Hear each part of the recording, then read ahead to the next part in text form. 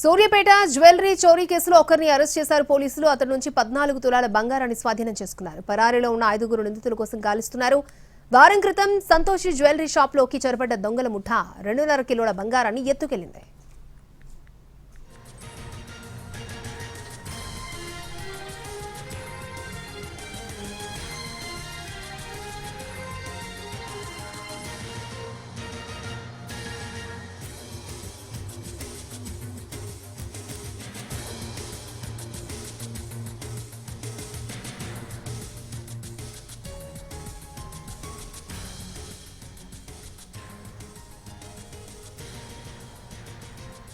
Right, Suryapet jewellery చోరీ కేసులో ఒకరిని అరెస్ట్ చేశారు.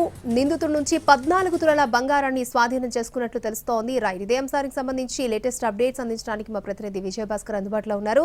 విజయభాస్కర్, తెలంగాణ రాష్ట్రంలో సంచలనం సృష్టించిన సూర్యాపేటలో జరిగిన సాయి సంతోష్ జ్యువెలరీ షాప్ లో దొంగతనం ఘటనలో పోలీసులు ఒకరిని అరెస్ట్ చేశారు.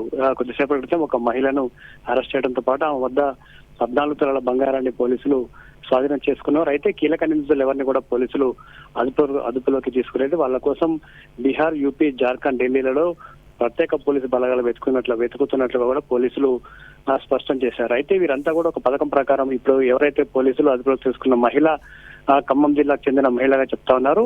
ఈమెతో పాటు మరొక 2 గుర్ఖా గా పనిచేస్తూ అక్కడ ఖమ్మం జిల్లాలో చోరీలకు పాల్పడుతుండమే కాకుండా ఈ ముఠాకు అంటే సాయి సంతోష్ జ్యువెలరీ షాప్ లో చోరీకి పాల్పడిన ముఠాతో సన్నిహితంగా ఉంటూ ఈ చోరీకి పాల్పడినట్లు పోలీసులు అయితే గుర్తించారు. ఈ మహిళ రేకీలు నిర్వహిస్తూ ఇటు ఖమ్మంతో పాటు పలు చోట్ల చోరీలకు పాల్పడినట్లు కూడా చెప్తా ఉన్నారు. ఎవరైతే ఈ సాయి సంతోష్ జ్యువెలరీ షాపు కీలకంగా వ్యవహరించిన నిందితులంతా కూడా ప్రస్తుతం పరారీలో ఉన్నారు. వీరంతా కూడా చోరీ జరిగిన తర్వాత 21 తారీఖు చోరీ జరిగిన తర్వాత ఇక్కడి నుంచి ఖమ్మంకి వెళ్లారు. ఇప్పుడు పోలీసులకు పట్టుబడిన మహిళను కలిశారు. ఆమెకు కొంత బంగారం ఇచ్చిన తర్వాత వాళ్ళు ఖమ్మం నుంచి పరారైనట్లు కూడా పోలీసులు గుర్తించారు. అయితే ఈ చోరీలో మొత్తం అంటే ఇప్పటి వరకు ఆ యజమాని ఇచ్చిన ఫిర్యాదు ప్రకారం 2.5 కిలోల బంగారం మాత్రమే చోరీ అయినట్లు పోలీసులకు ఒక నిర్ధారణకైతే వచ్చారు. అయితే ఇక్కడ చోరీ జరిగిన తర్వాత మహిళకు బంగారం ఇచ్చి ఇక్కడ నుంచి పరారైనట్లుగా కూడా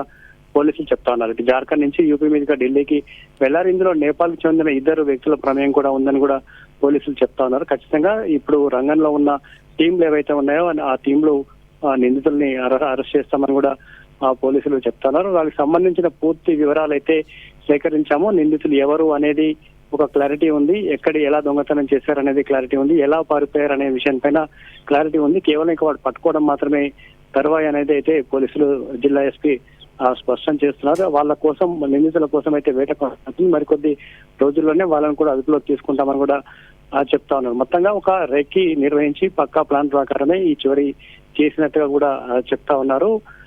ఈ విధంగా బ్యాంకులు కావచ్చు, లేదంటే ఒక ఏటీఎం మిషన్స్ కావచ్చు, ఇటు జ్యువెలరీ షాపులు కావచ్చు, ఈ వ్యవహారాల్లో చాకచక్యంగా దొంగతనాలు చేయడం, గ్యాస్ కట్టర్లతో గ్రిల్స్ ని తొలగించడం కావచ్చు, లాకర్లను తొలగించడం కావచ్చు, వీటిలో ఈ ముఠా చాలా సిద్ధంగా ఉన్నారని కూడా పోలీసులు గుర్తించారు. ఇందులో కీలకంగా వ్యవహరించే అంటే దీని ప్లాన్ ఒకరు చేస్తే దీన్ని ఎగ్జిక్యూట్ చేయడం మరొక టీం ఉంటుంది. ఈ ప్లాన్ లో ఎవరు కీలకంగా వ్యవహరించారో వారిని గుర్తించాము. అందులో ఒక మహిళను ఇప్పుడు అదుపులోకి పోలీసులు తీసుకున్నారు. ఈ సంబంధించి ఎవరైతే చోరీకి పాల్పడ్డారో, చోరీ మొత్తం కూడా బంగారం షాపులు చొరబడి ఆ తర్వాత మొత్తం ఆభరణాలన్నీ కూడా ఏవైతే తీసుకున్నారో వారందరినీ కూడా గుర్తించినట్లు జిల్లా ఎస్పీ చెప్తా ఉన్నారు. మరికొద్ది రోజుల్లోనే వారిని కూడా అదుపులోకి తీసుకుంటామని కూడా చెప్తున్నారు. అక్షయ. ఓకే విజయభాస్కర్.